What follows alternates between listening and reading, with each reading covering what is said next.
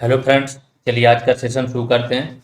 आज के सेशन में हम बात करेंगे ज्योग्राफी के टॉपिक्स पे। जो आपको ज्योग्राफी स्टार्ट होने वाली है तो इस पे भी बात करेंगे, कब से हम स्टार्ट कर रहे हैं। सारे टॉपिक्स की बात करेंगे कि कौन कौन से टॉपिक्स कितनी डिटेल में आपको पढ़ाए जाएंगे। इससे एक आइडिया आपको लग जाएगा कि आप छोटे से छोटा एग्जाम दोगे या बड़े से बड़ा एग्जाम मीन्स यूपी पीसीएस तक भी जाओगे, आप प्री जाओगे या मेंस जाओगे, तब भी आपको इतनी हेल्प मिल जाएगी कि आपका एग्जाम बहुत आसानी से निकल जाएगा। ठीक है, तो ये सारी चीज़ें आज आपको पता चलेंगी। फिर दूसरी चीज़ बात करेंगे हम कि हमारा प्लान क्या है, कैसे हम जाएंगे। जो आपके 3 बैचेज चल रहे हैं, आर ओ जूनियर असिस्टेंट और बीपीओ की जो नई वैकेंसी आई उस पर, तो उसमें हम आगे का प्लान रखेंगे कि कैसे हम 1 बाई 1 करके जाएंगे, कैसे तीनों बैच में जो उसकी रिक्वायरमेंट वाली चीज़ें हैं वो हम कंप्लीट कराएंगे। फिर हम जो थोड़ा सा आपका पेपर हुआ है वीडियो री एग्जाम वाला, ठीक है, इसमें कुछ न्यूज़ें आ रही हैं कि पेपर लीक हुआ है ना, न्यूज़पेपर वगैरह में भी आया है, तो उस पर भी बात करेंगे क्या किया जा सकता है, आगे क्या हो सकता है। तो ये सारी चीज़ें हम बात करने वाले हैं। सबसे पहले हम देख लेते हैं ज्योग्राफी के टॉपिक्स। पहला टॉपिक है टोटल। देखो हमने इसको कितने टॉपिक्स में डिवाइड कर रखा है, पहले तो ये देख लेते हैं। ये 22 टॉपिक आपके वर्ल्ड ज्योग्राफी के हैं और इंडियन ज्योग्राफी को हमने 11 टॉपिक्स में, दैट मीन्स 33 टॉपिक्स में हमने इसको डिवाइड कर रखा है। एक एक टॉपिक पे डिटेल में बात होगी, एक एक टॉपिक को आपको डिटेल में पढ़ाया जाएगा। तो सबसे पहले टॉपिक देख लेते हैं, जैसे ब्रह्मांड और सौरमंडल की बात होगी। तो ब्रह्मांड और सौरमंडल में इस बार क्वेश्चन आपके 2-3 क्वेश्चन आ गए थे। एक शनि वाला वलय वाला आ गया था वीडियो री एग्जाम में, ठीक है। पास का दूर का ऐसे ग्रह और भी ज्यादा आ सकते हैं, थोड़ा भी अंदर से अगर दे देंगे तो लोगों से नहीं हो पाते। तो ब्रह्मांड में सबसे पहले ब्रह्मांड, ब्रह्मांड बना कैसे, थोड़ा सा 5 मिनट और इसकी गहराई में जाते हैं। ब्रह्मांड कैसे बना, उसकी अलग अलग थ्योरी है। बिग बैंग सिद्धांत देखा होगा आपने, किसने दिया, जॉर्ज लेमेंटेयर ने। क्या था, कितने मिनट बाद पदार्थ का निर्माण हुआ, ऐसे करके हम चलेंगे। ठीक, ब्रह्मांड के बाद आपकी आकाश गंगा आ जाएगी।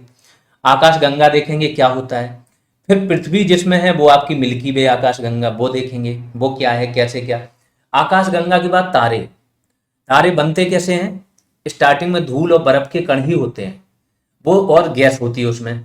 तो कैसे तारों का निर्माण होता है, शुरुआती चरण, और जब ये फिर शुरुआती चरण एक बार इनका खत्म हो जाता है तो ये तारे बन जाते हैं। इनके पास प्रकाश और खुद की ऊर्जा आ जाती है, ऊष्मा आ जाती है। कैसे आ जाती है, क्योंकि इनमें नाभिकीय संलयन होने लगता है। बहुत सारे रेडियो एक्टिव पदार्थ इनमें ऑलरेडी रहते हैं, तो ये बराबर होता रहता है। जब ये लास्ट चरण में पहुंचते हैं तो फिर इनके अलग अलग रूप आते हैं। रेड जॉइंट आता है, सुपरनोवा आता है। विस्फोट करके ये या तो न्यूट्रॉन तारा बनेगा या फिर ब्लैक होल बन जाएगा। तो ब्लैक होल क्या है, डार्क एनर्जी क्या है, डार्क मैटर क्या है, सोलर फ्लेयर्स क्या है, सौर तूफान जो आता है, सौर कलंक क्या है, हर एक चीज पे। तारे के बाद ग्रह पे आ जाएंगे। सारे ग्रह सबकी एक एक विशेषता, जितने भी 8 ग्रह हैं। फिर बौने ग्रह, फिर पुच्छल तारा, है ना। ये सारी चीजें हम बहुत डिटेल में देखने वाले हैं। एक एक चीज क्या होता है, उल्का क्या होता है, उल्का पिंड क्या होता है आपका, है ना। जब इंद्रधनुष बनता है तो वो कैसे, क्या बोलते हैं उसको, है ना।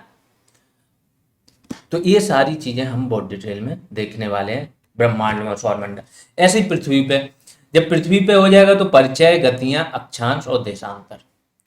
फिर हम देखेंगे पृथ्वी की आंतरिक संरचना। ये देखो इतनी डिटेल में ये सारी चीजें कराएंगे, लेकिन डिटेल में तो होगी, कोई भी चीज आपकी छूटे ना। लेकिन फालतू वाली जो चीजें जो हमारे काम की नहीं, वो हम उसको रखेंगे नहीं। दैट मीन्स क्रिस्प होंगे हमारे नोट। कोशिश होगी 20 क्लासेज में ये सारी चीजें आ जाएं आपकी। ठीक, पूरी ज्योग्राफी आपकी 20 क्लास है। पहले हम प्लान पे ही डिस्कस कर लेते हैं, आगे क्या प्लान है हमारा, मतलब कैसे कराएंगे ये कंप्लीट, फिर हम टॉपिक पे आ जाएंगे। प्लान है कि टोटल 40 से 45 दिन लेंगे। 1 तारीख से अगर उसको गिनो तो जीएस फिनिश करेंगे उस लेवल की कि आप यूपी पीसीएस प्री, तो आपके लिए बहुत आसान हो जाएगा। प्री की बात कर रहा हूँ, ठीक है। जब यूपी पीसीएस प्री लेवल तक जाएंगे तो आर ओ अपने आप निपट गया इसमें। जूनियर असिस्टेंट में कोई भी है, क्योंकि कवर तो हम सब कुछ करके चल रहे हैं, फैक्चुअल प्लस कॉन्सेप्चुअल। तो सारी चीजें फिर कोई भी एग्जाम होता रहे आपके उसके अंदर से ही आना है, ठीक है। जब हम थोड़ा डिटेल में जाते हैं तो क्या होता है ना, आपकी समझ बन जाती है डिटेल में। जब समझ बन जाती है आपकी ना, तो चीजें भूलती नहीं, लॉन्ग टर्म के लिए याद हो जाती। एक बार आपका नोट बन गया तो उस नोट को ही आप क्या कर रहे हो, बार बार रिवाइज कर रहे हो। सबसे बड़ी बात यह है कि एक ही नोट हो आपका, उसी को बार बार रिवाइज करोगे तो फिर आपकी बहुत अच्छी समझ बनती है, उसी से ही एग्जाम निकलते हैं।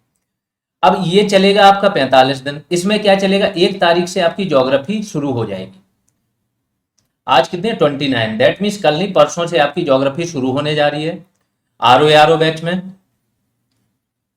प्लस जूनियर असिस्टेंट में हम ज्योग्राफी का वो चीज देंगे जो आपके लिए जरूरी है। अगर कॉन्सेप्चुअल जितना आता होगा उतना ही देंगे, क्योंकि ज्यादा बल्कि नहीं करेंगे, ठीक है। अगर आर ओ बैच है तो इसको हम यूपीपीसीएस स्तर पे लेके जा रहे हैं जीएस को, तो इसमें हम सारी चीजें जो जो जरूरी हर एक चीज देंगे, कॉन्सेप्चुअल और फैक्चुअल, क्योंकि इनको पढ़ना भी हो, इनसे मेहनत भी उस लेवल की करानी है, ठीक है। अगर जूनियर असिस्टेंट वाले भी स्टूडेंट बोलते हैं कि सर वो कॉन्सेप्चुअल भी पोर्शन जितना है कराइए, तो हम फिर उस पर चले जाएंगे। बाकी हमारा है कि आपके लिए जो रिक्वायरमेंट है वो करें, ठीक। तो ऐसे करके दो सब्जेक्ट एक साथ चलेंगे, हिस्ट्री भी चलेगी आपकी और ज्योग्राफी भी चलेगी, ठीक है। इसके बाद इकोनॉमिक्स पे आ जाएंगे। तो ये करके जीएस चल रहा है। जीएस चलते चलते जैसे 30 दिन हो जाएंगे आपके जीएस के, तो 30 दिन बाद हम जीएस के साथ में आपकी हिंदी, मतलब 2 क्लासेज आपकी प्रॉपर चलेंगी। तो जीएस के साथ हिंदी शुरू हो जाएगी, तो 20 दिन हमें हिंदी में लगेंगे। तो जीएस 30 + 20 ये हो गया।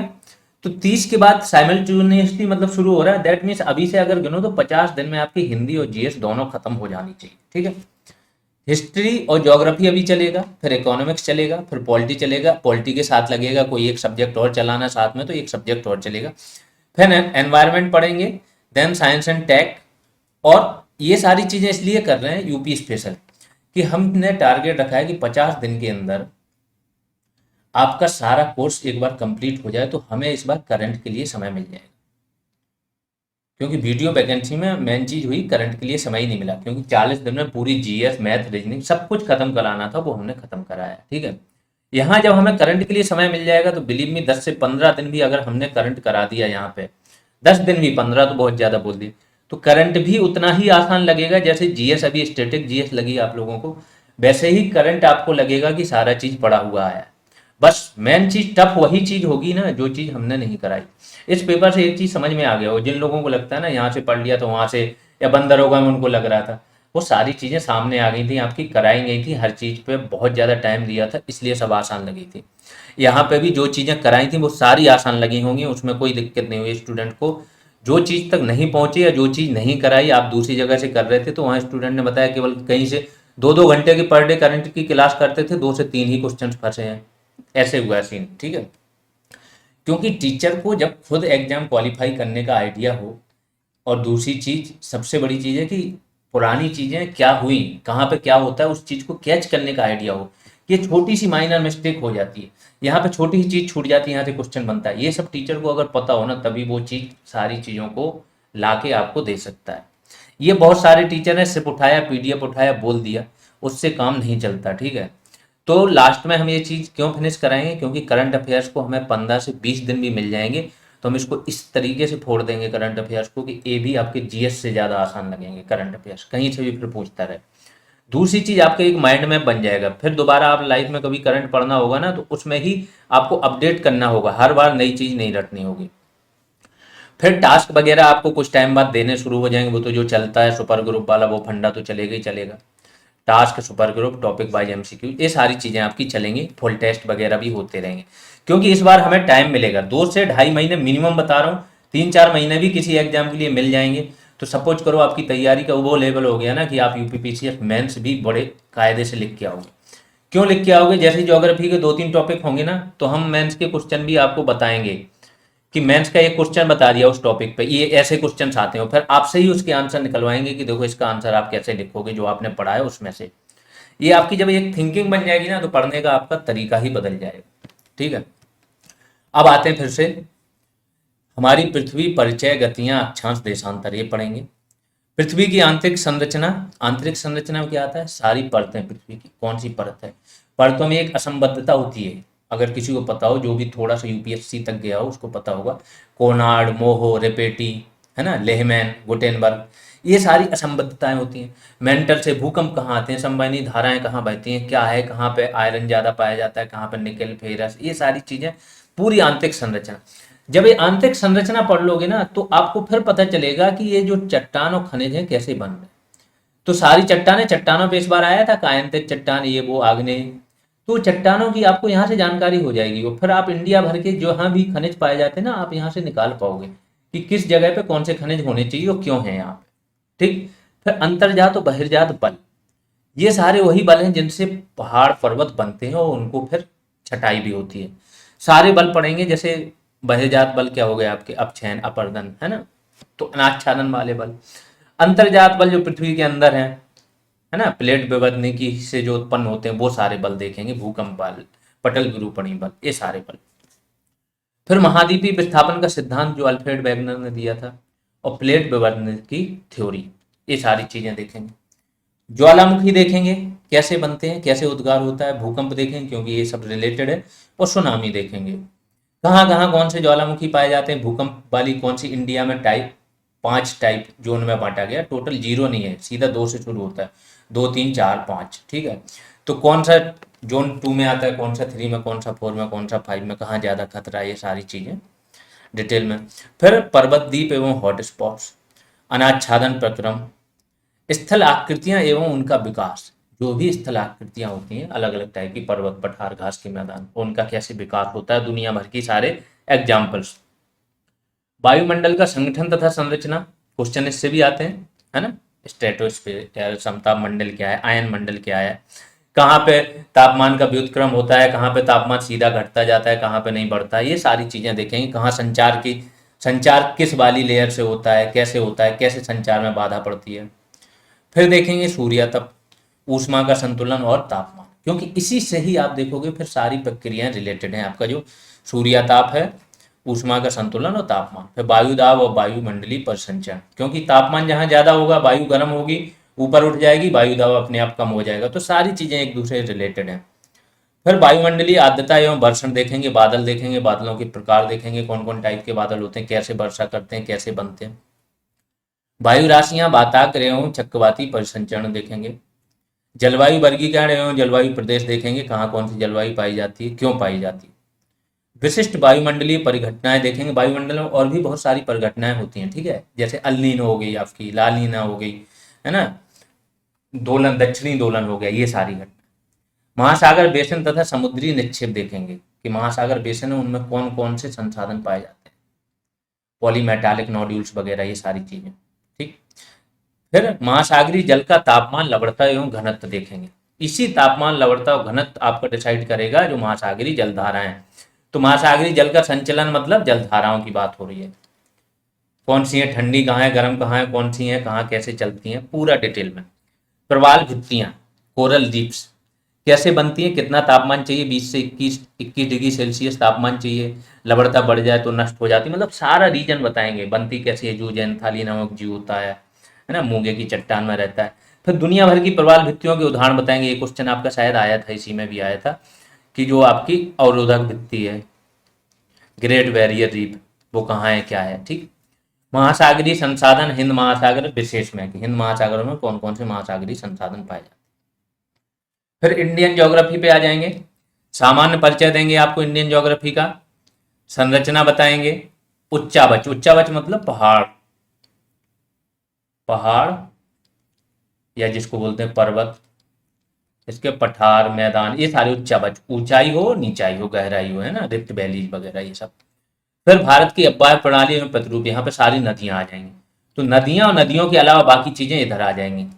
फिर भारत की जलवायु, भारत की मृदा एवं वनस्पति, कौन सी मिट्टी पाई जाती, कहाँ कहाँ, और वनस्पतियां कौन कौन सी। खनिज एवं ऊर्जा संसाधन, पूरी खनिज पेटियां बताएंगे, कहाँ कोयला पाया जाता है, कहाँ पे लोहा पाया जाता है, कहाँ मैंगनीज पाया जाता है, कहाँ तांबा पाया जाता है, क्यों पाया जाता है, कौन सी चट्टानों में पाया जाता है।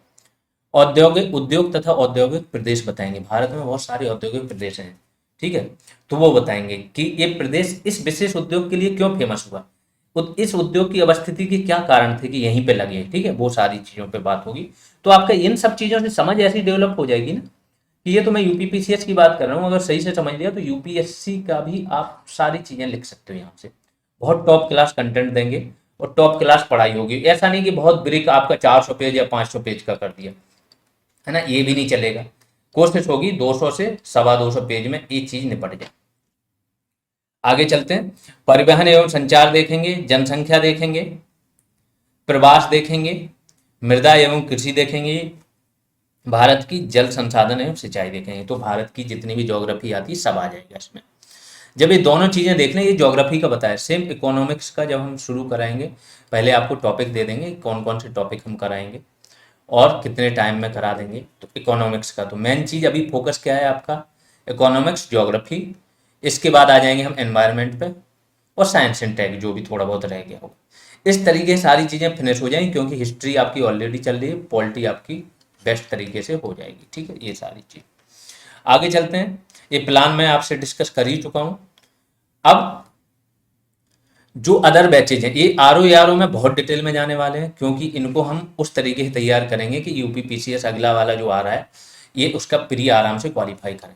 अगर ठीक ठाक बच्चे आ गए तो इतना समझ लेना उन्होंने सही से मेहनत कर दी तो 50% बच्चों को हम इस बैच से जो मेहनती होंगे अगली बार के प्री लायक बना देंगे, वो आराम से निकाल के आएंगे। अगर उन्होंने तरीके से सारे सब्जेक्ट पढ़ लिए, सारी चीज़ें फॉलो कर ली, तो आने वाले प्री में उनको कोई दिक्कत नहीं होगी। ठीक है, फिर कॉन्सेप्चुअल पोर्शन जो आपके सिलेबस में अदर बैचेज के लिए बात हो रही, जूनियर असिस्टेंट प्लस वीपीओ के लिए, कि कॉन्सेप्चुअल पोर्शन उतना ही आपको कराया जाएगा जो आपके सिलेबस में है, तथा फैक्चुअल पोर्शन आपको सारा जो आपका आता है, जैसे ज्योग्राफी आपके में फैक्चुअल ही आती है मैक्सिमम, लेकिन कॉन्सेप्ट इसलिए बताया जाएगा कि आप उससे लिंकेज कर पाओ, है ना, वो सारी चीज़ें, बट उतनी डिटेल में नहीं जाएंगे क्योंकि आपको बल्कि लगने लगेगा, आपके सिलेबस में नहीं होगा। फिर कंप्यूटर कराएंगे आपकी, मतलब ये सारी चीज़ें जो इसके साथ में हो रही हैं वो चीज़ें तो मिलेंगी मिलेंगी जीएस की, एक्स्ट्रा क्या है आपके में, कंप्यूटर है और रीजनिंग है, ये चीज़ें अलग से करा दी जाएंगी। फिर बाकी वही है, test, topic wise MCQs, full test, task वगैरह देना, है ना, बनाना, जो चीज़ मुझे लगेगी ये नोट्स बना लो, तो सबको टास्क दे दिए, एक बार में तैयार हो जाएंगे। मेहनत करनी पड़ेगी, 2 से 3 मंथ का एक बार सोच लो, तरीके से मेहनत कर लो। जितने स्टूडेंट को मैंने देखा वो क्या है ना, वो थोड़े से ये हैं वन डे एग्जाम वाले। वन डे एग्जाम वाले क्या, एक तो वन लाइनर्स पढ़ना जानते हैं, दूसरी चीज़ जब उनके पास टाइम होता है वो टाइम पास कर देते हैं, वो रिवीजन नहीं करते हैं। सबसे बड़ी चीज़ है आप में और जो अच्छे एग्जाम या मेंस वगैरह लिखते हैं, इतना ही अंतर है कि मेंस लिखने वाला व्यक्ति रेगुलर रहता है, बहुत टाइम पहले से लग जाता है, दूसरी चीज़ वो रिवीजन करता है बार बार। बहुत इतनी सिली मिस्टेक्स लोग करके आए कि आपकी कॉपी में डायरेक्ट जो कहते हो छापा हुआ है, आप उस चीज़ को मिस्टेक करके आए, है ना। नीति निर्देशक तत्व में एक स्टूडेंट मिस्टेक करके आया कि जो राज्य के लिए हैं, राज्य को निर्देश दिए गए हैं, वो कहाँ दिए गए नीति बनाने में, सीधा बोल ही रहा है, उसका नाम ही बोल रहा है नीति निर्देशक तत्व, अगर कुछ भी नहीं पढ़ा हो तो, और वो मूल अधिकार लगा के आ गए। ऐसे स्टूडेंटों ने गलती की है जो माफी योग्य नहीं है बिल्कुल। ठीक है, बाकी बैच की जानकारी आपको होनी ही चाहिए। बीपीओ का बैच चल रहा है, आरओ का चल रहा है और यूपी ट्रिपल जूनियर असिस्टेंट का चल रहा है। अगर किसी को इनका कंबाइंड लेना है तो कंबाइंड बैच भी एक बना दिया गया, वहाँ पे सारी चीज़ें आपको कंबाइंड मिल जाएंगी। जो भी है, जो भी जिसको लग रहा है कि हाँ पढ़ना है, वो आराम से ज्वाइन कर सकता है, आपको लेट होने का कोई वो नहीं है। आप डेली एक ही क्लास करो, बट उसको शुरू कर लो, समझे। लेट करोगे जितना ही उतना ही लास्ट में बल्कि होता है, रिवाइज नहीं कर पाते हो, फिर देखते हो कि चीज़ें तो सारी मिली थी लेकिन आप पढ़ के नहीं गए थे। हर एग्जाम में वही कहानी होती है, तो उस मिस्टेक को बिल्कुल रिपीट नहीं करना है। आप इनमें से कोई भी बैच ज्वाइन कर सकते हो, फीस बहुत ही नॉमिनल है, फीस की तो कोई प्रॉब्लम किसी को होनी नहीं चाहिए। ठीक है, आराम से पढ़िए, बस मेहनत करने को रेडी रहिए। हमारे यहाँ सिंपल सा बात है कि आपसे मेहनत कराएंगे, अखंड मेहनत कराएंगे। आपने वो मेहनत 2-2.5 महीने कर ली तो बस आपका कल्याण हो जाएगा। अब बात करते हैं जो वीडियो का आपका री एग्जाम हुआ है उसके पेपर लीक की न्यूज़ें आ रही हैं, पहले दिन से ही आनी शुरू हो गई थी। कल के जो न्यूज़पेपर्स हैं, है ना, उन न्यूज़पेपर्स ने इनको छापा भी है। थोड़ी सी ये जानकारी आई है कि 3 बजे आपका जो फोर्थ शिफ्ट है, फोर्थ शिफ्ट मतलब 27 को जो सेकंड शिफ्ट है, उसका पेपर आपका 3:20 या 24 मिनट पे वायरल हुआ, क्वेश्चंस जो है उसके। इसके बाद 4 बजे के आसपास इसका सॉल्यूशन वायरल हुआ और ब्लूटूथ के माध्यम से काफ़ी सारी जगह जो सॉल्वर होते हैं ना उनको बताया जा रहा था। ठीक है, सॉल्वरों द्वारा बताया जा रहा था जो लोग बैठे थे परीक्षा देने के लिए। ये सारी चीज़ें वायरल हुई हैं, बड़े जो मुख्य न्यूज़पेपर है उन्होंने भी ये चीज़ निकाली। अब ये नहीं पता कि गवर्नमेंट इस पर क्या एक्शन लेने जा रही है। ठीक है, गवर्नमेंट का हो सकता है कि उन्होंने तो पकड़ लिया, जितने थे उनको बाहर कर दें, बड़े पैमाने पर नहीं हुआ। बट एक चीज़ आपको समझनी होगी कि ये री एग्जाम जो आपका हुआ है, री एग्जाम क्यों हुआ था? धांधली हुई थी, पहले भी धांधली हुई थी, तो पैसे पहले भी दिए जा चुके होंगे। जब पैसे पहले दिए जा चुके थे तो वो पैसे वाले तो क्या है, फिर से वही चीज करेंगे, कॉन्टेक्ट तो है ही उनके अच्छी अच्छी जगह, तो सेम चीज होने का बिल्कुल चांसेस था और हुआ भी है, क्योंकि आ रहा है न्यूज में। 90 आदमी तो वो पकड़े जा रहे हैं जो बाहरी सॉल्वर हैं, सबके कान से किसी के उससे ब्लूटूथ निकाला जा रहा हो। अब सोचो, जो पर्सन डायरेक्ट जिसकी जुगाड़ है या कहीं से आंसर पता चल रहा है, उसके कंपटीशन में कोई रहता नहीं है, उनको कोई नहीं पाता, क्योंकि उनको सीधे सॉल्यूशन मिलते हैं, उनका उनसे कोई compete नहीं कर पाता है। तो आप लोगों को तो इतना ही है। एक और चीज है कि यूपी ट्रिपल एससी के जितने भी छोटे एग्जाम्स होते हैं उनमें कहीं ना कहीं ये सुनने में आता है कि धांधली होती है। यूपी पीसीएस आप छोड़ दो, यूपी पीसीएस के एग्जाम है कि वहाँ थोड़ा लेवल ऐसा होता है कि जिसने नहीं पढ़ा या टाइम उतना होता है कि आदमी इधर उधर नहीं बिजी रहता है, उसके नीचे के जो एग्जाम्स हैं वहाँ पे धांधली की आती ही रहती हैं शिकायतें, सारी चीज़ें होती हैं। तो स्टूडेंट का जो चैलेंज है ना वो डबल हो जाता है। उसको दो जगह compete करना पड़ता है, एक जगह उन लोगों से जहाँ उसका कंपटीशन है ही नहीं, जो अदृश्य है, कि उसको पता ही नहीं है। वो स्टूडेंट तो ये सोच रहा है हमने मेहनत की, हम क्लीन तरीके से, इतने मार्क्स हैं, वो 70 और 71 पे लड़ रहा है कि कट ऑफ नहीं 70 नहीं जाएगा 71 जाएगा, दूसरा बोल रहा नहीं 71 नहीं 70 जाएगा क्योंकि मेरे 70 है। वो एक मार्क्स पे लड़ रहा है क्योंकि उसने मेहनत की है। ठीक है, वहां पे जिन्होंने धांधली करके पैसा लेके रखा है, दे के रखा है, पता चले वो पहले से 80 लेके बैठे। अब आप यहाँ लड़ते रहो, मानसिक तनाव भी, जितने जब तक रिजल्ट नहीं आया तब तक आपने इंतजार भी किया, बहुत सारे स्टूडेंट इंतजार भी करते हैं। इसलिए मैं बार बार बोलता हूँ, जिनका एग्जाम बहुत टॉप क्लास 85 मार्क्स भी आए ना, आप उसकी एक दो दिन रेस्ट करो, रिलैक्स करो माइंड को, चीजें लगो, फिर अगले उसमें लग जाओ जब तक कि आपको ज्वाइनिंग लेटर नहीं मिल रहा है। ये हमेशा के लिए याद रख लो, खासतौर से यूपी ट्रिपल एससी के एग्जाम्स, ये बिल्कुल परमानेंट याद रख लो। अगर ये चीज नहीं कर रहे हो, अपने साथ धोखा कर रहे हो, धोखा क्या कर रहे हो वो 2 साल बाद पता चलेगा, जब आपकी एज ढलने लगेगी, फिर पता चलेगा कि हाँ ये बहुत बड़ी गलती की थी। तो दो आदमी दो प्रकार से सीखता है, एक अपने खुद के एक्सपीरियंस से सीखता है या दूसरे के एक्सपीरियंस से सीखता है। जो खुद के एक्सपीरियंस से सीखता है वो उतना टाइम खराब कर देता है जितना टाइम उसने एक्सपीरियंस लेने में लगाया। जो दूसरे के एक्सपीरियंस सीख लेता है या अपने खुद के ही पहले ही एक्सपीरियंस से सीख लेता है। कई आदमी नहीं सीखते हैं, साल दर साल ऐसे ही आशा लगाए रहते हैं, हर बार पेपर देते हैं, हर बार आशा लगाते हैं कि बस 1 महीने में रिजल्ट आ जाएगा, बैठे हैं हम इंतजार कर रहे हैं, फिर 2 में, फिर 6 में, फिर 1 साल तक रिजल्ट नहीं आता, अगले पेपर से भी सेम लगाते हैं। आपका काम नहीं है ना रिजल्ट आना लाना, आपका काम नहीं है, आपने अपना काम किया, खत्म करके रख दिया। आप एक दिन भी क्यों बर्बाद कर रहे हो? किसी भी अच्छे आदमी को बताओ जो जिसने नाम किया है या काम कर रहा है, वो क्या एक दिन बर्बाद करता है इस वजह से? मोदी जी को देखा है क्या हल्का? वो देखो इंस्पायरेशनल जो होती है ना पर्सनालिटी, इंस्पिरेशन यहीं से ली जाती है।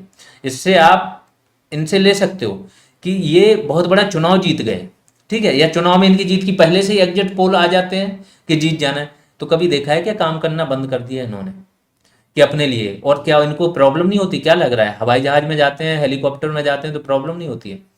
इतनी ज़्यादा प्रॉब्लम होती है उसमें कि इससे ज़्यादा थकावट होती है। 5-5 रैलियां, दिन भर काम। तो ये बंदे ने जिसने अपना डिसाइड कर लिया हमें अपना काम करते रहना है, जो हमारा काम है, 1-2 दिन बीच में रेस्ट लिया फिर अपना काम करते रहना है, वो व्यक्ति, उनके पास जॉब की कमी नहीं होती है, एक के बाद एक कई जॉब आ जाती है। ठीक है, तो एक तो उन लोग के लिए है। दूसरी चीज हम ये बात कर रहे थे कि इसमें आप कर क्या सकते हो। जो भी प्लेटफॉर्म्स हैं उन पे आप अपनी संवैधानिक तरीके से आवाज उठाइए, जो आपको मिले हैं अधिकार उनसे फाइट। अगर इस तरीकों से होती है ना जो तो आपको अधिकार मिले हैं, तो फाइट लक्ष्य तक पहुंचती भी है, खासतौर से स्टूडेंट वाली। ठीक है, तो उन तरीके से उठाइए। स्टूडेंट वगैरह अगर जा रहे हैं ज्ञापन देने, मिलने जा रहे हैं, तो आप मिलिए, बात कीजिए, हो सकता है इसमें कुछ हो जाए। क्योंकि सरकार के लिए फिर थोड़ी सी शर्म वाली बात भी हो जाती है, क्योंकि एक बार पेपर हुआ, पूरी भर्ती हो गई, फिर री एग्जाम हुआ, फिर दूसरी बार सेम हो, तो ये हो जाएगा कि ये अक्षम हो गई, ये सरकार पेपर कराने में ही सक्षम नहीं है, है ना। तो सरकार तो कोशिश करेगी कि ये सारी चीज़ें निपट के और आराम से रिजल्ट रिजल्ट दो, ये वो चीज़ें। आप लोग भी अपने हिसाब से देखो, अगर धांधली हुई है तो फिर कितनी 1900 के आसपास शायद सीटें हैं, कोई बड़ी सीटें नहीं है, इतने आदमी आराम से, पता चले 1200 आदमी भी बैठ गए, 1500 ने भी पैसा दे दिया और इतने निकल गए, तो भाई कंपटीशन तो पूरा खत्म हो गया ना। तो ये चीज़ें हैं, आप लोग अपने हिसाब से देख लो, जो है जो मैंने बताया, बस तरीका आपका संवैधानिक होना चाहिए, तरीका ऐसा होना चाहिए कि जो चीज़ वहाँ तक पहुँचे। अगर पोलाइटली चीज़ें काम हो रही तो पोलाइटली काम करो अपना, है ना। चलिए फिर अभी के लिए इतना ही, धन्यवाद।